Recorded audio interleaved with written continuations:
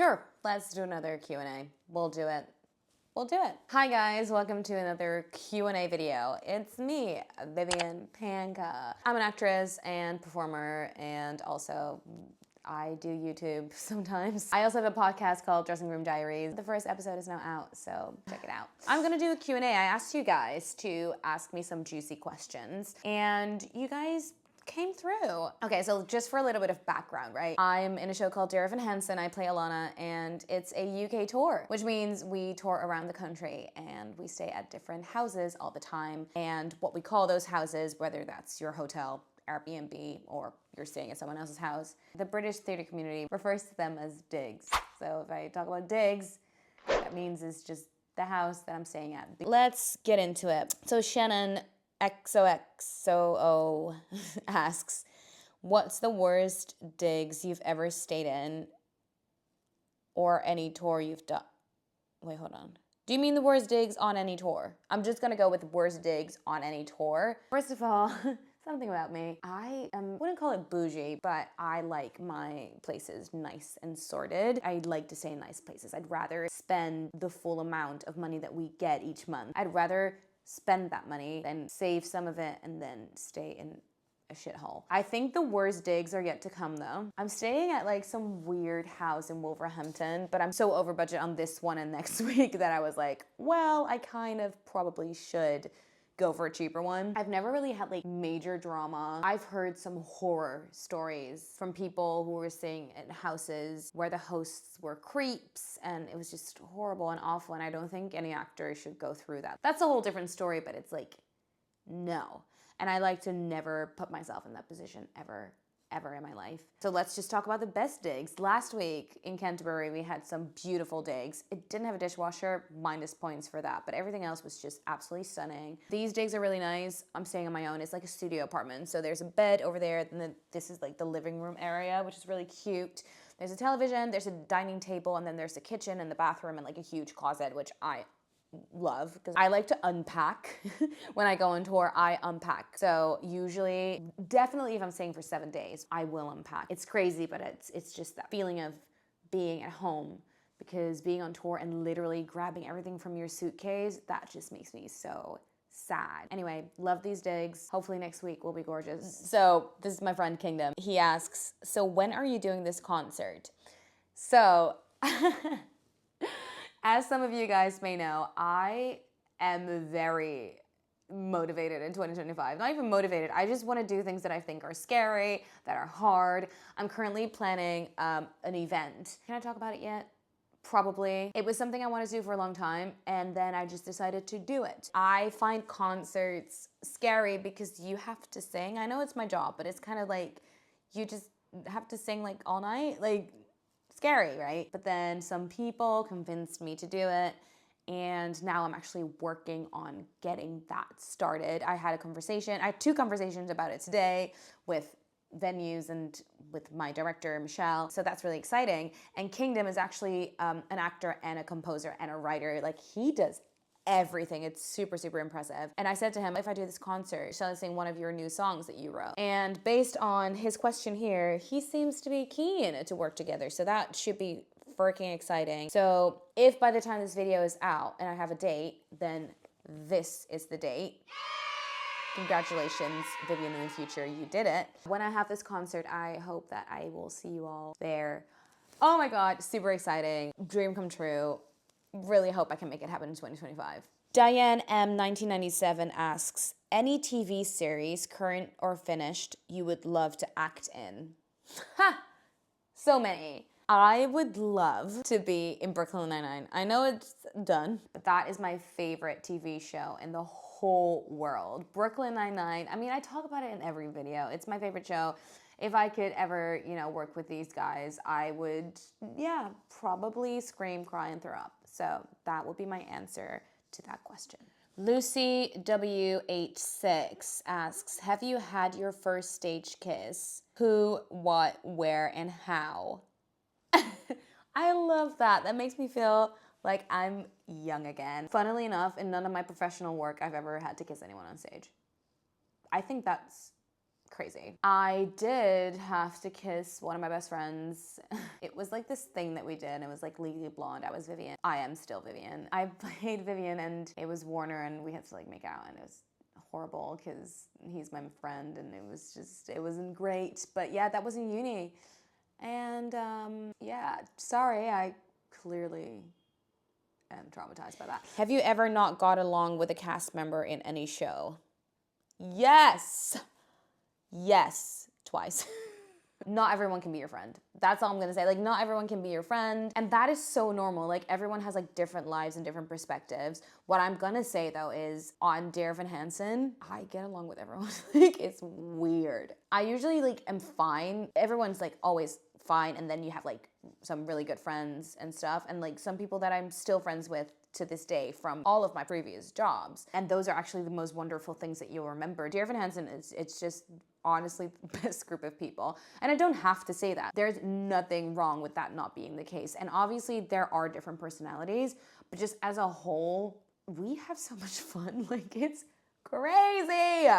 And I'm also very aware that that won't like happen again. And that's also okay because you don't need to get along with everyone. Sorry if that's not the tea you wanted. All right, next question. Any couples in Dear Evan Hansen between cast members?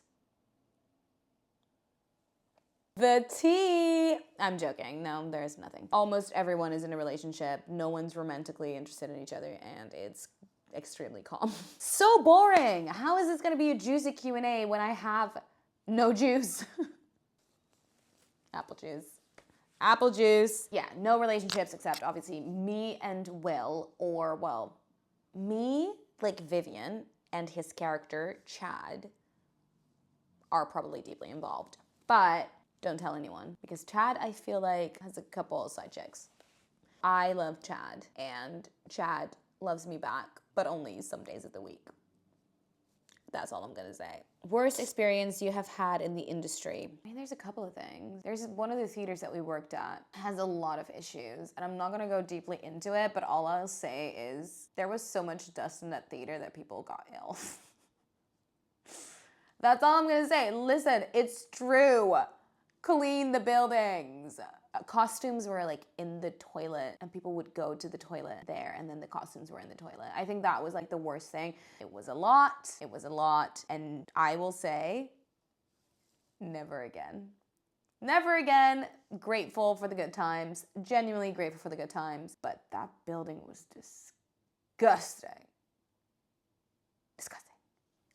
Anyway, moving on. Caitlin1704 asks, do you enjoy doing stage door? Yeah, I do. I do enjoy doing it most of the time. If I'm not in the right headspace, I just won't do it. I think on Heather's it was easier because there was always a queue and you would just go along the line and everyone's just happy to meet you. On Dear Evan Hansen, the queues have not always been as structured. So then I feel like I'm going around being like, hey, do you want me to talk to you? I just get a bit awkward. So I have been struggling a little bit more with stage door lately, but I do try to stage door every single time unless I feel mentally overwhelmed or physically ill. I didn't stage door last Saturday matinee because I had to record an episode of Dressing Room Diaries.